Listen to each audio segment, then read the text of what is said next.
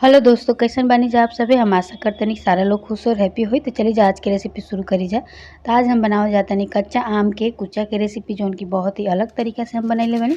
तो सबसे पहले का करे के कि आम के छील लेवे के, छील के करा के हमके जा हमने के कद्दूकस कर लेवे के। आप लोग देख सकेनी जा यही तरीके से आप लोग भी कर ले जा, अगर इस तरीके की मशीन होई तो। अगर ना होई तो आप लोग एकरा के लच्छा लच्छा में काट ले जा। तो आप लोग देख सकेनी जा हम अच्छा तरीके से के कद्दूकस कर ले बानी। सारा आम के हमने के यही तरीके से कद्दूकस करके रख लेवे के। अब एजा का कइल जी, जार लिहल जी। अब एमे मिर्च डालल जी, अदरक डालल जी, लहसुन डालल जी, 10 से 12 जे हमनी के लहसुन के कली डाल दिहल जी। एकरा के ग्राइंड कर लिहल जी। आप लोग देख सकेनी जा एकरा के हम दरदरा कूट लेले बानी, मतलब मिक्सी जार में पीस लेले बानी।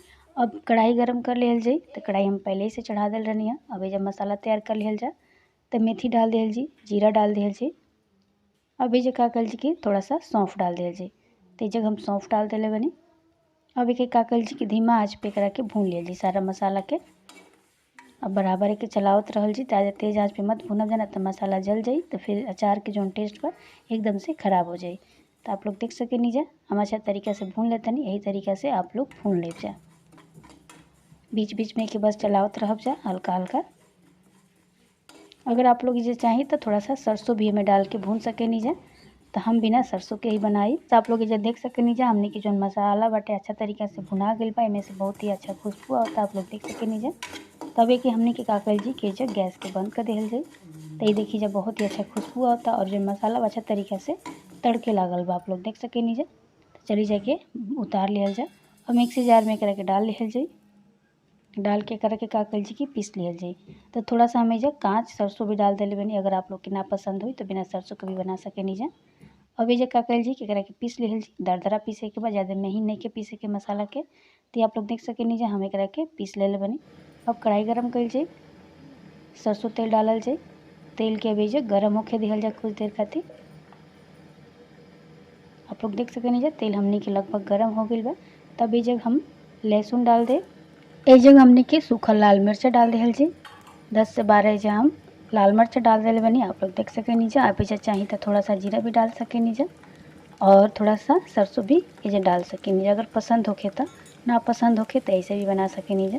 अभी के का कइल जी कुछ देर तड़के दिहल जाई। थोड़ा सा एकरा के कलर जोन बा ना चेंज होके दिहल जी, मिर्चा के भी और लहसुन के भी। तो आप लोग देख सकेनी जा लहसुन के जोन कलर बा पहले से ज़्यादा चेंज हो गइल बा फ्रेंड्स। तो ये देखी जा कितना अच्छा कर कलर आइल बाटे। तब एजा का कइल जी कि गैस के बंद कर दिहल जाई, काहे कि हमनी के जोन मिर्चा बा और लहसुन बा अच्छा तरीके से फ्राई हो गइल बा। तो चली जा बंद कर दिहल जाई जा। तो चली जा अब यहाँ पे हमनी के कूचा बनावल शुरू कइल जा। तो सबसे पहले का कइल जी कि एगो बर्तन लिहल जी और जोन हमनी के घीस के आम के रखले रहनी जा ओकरा के एगो बर्तन में निकाल लिहल जाई। और अदरक लहसुन और के जोन हमनी के कूट के रखले रहनी जा सबके में मिला लिहल जाई।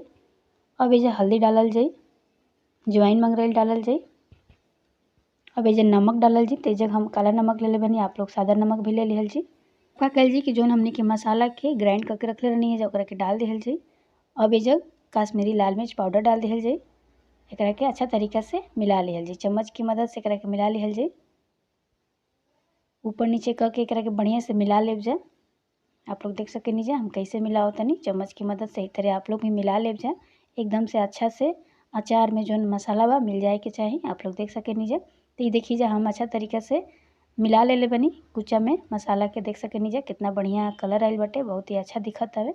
ये देखी जा कितना खूबसूरत हो गइल बाटे, देखे में बहुत ही बढ़िया लागता। तब एजा का कइल जाई कि हमनी के जोन तेल के गरम करके रखले रहनी जा ओकरा के डाल दिहल जाई। अब एकरा के तेल के अच्छा तरीका से अचार में मिला लिहल जाई। तो आप लोग देख सकेनी जा कितना बढ़िया से हम एकरा के मिला लेतनी। तेल के बढ़िया से मिला लेबे के बाद एकदम से। तो अगर आप लोग चाही तो एजा बिना गरम कइल तेल भी डाल सकेनी जा, कोनो जरूरी नहीं है कि गरम तेल ही डालल जाला, लेकिन थोड़ा सा इसे कलर बढ़िया आवेला यही से हम डाल देनी है। तो ये देखी जा कितना बढ़िया हमने के आम के कूचा बन के रेडी भइल बा फ्रेंड्स, बहुत ही बढ़िया बनल बाटे। तो ये रेसिपी के आप लोग एक बार ज़रूर ट्राई करब जा। और अगर हमारी रेसिपी आप लोग के पसंद आई तो प्लीज़ लाइक और शेयर कर देव जा। और चैनल पे पहली बार आयल बन जाए तो प्लीज़ हमारे चैनल के सब्सक्राइब कर लेव जा।